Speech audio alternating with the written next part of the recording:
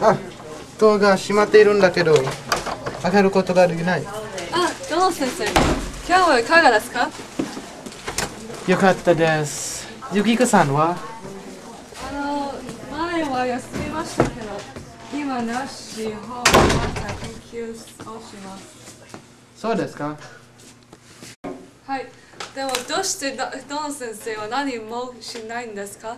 死にたくないんでしょ？本当ごめんなさい、ゆきこさん。でも今日は最近でした。だから明日は最後ならいいです。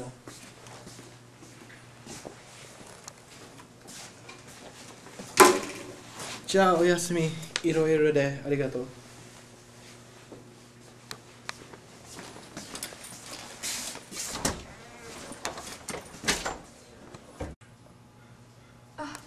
どの先生の携帯電話を忘れました。先生のお宅へ行った方がいいと思う。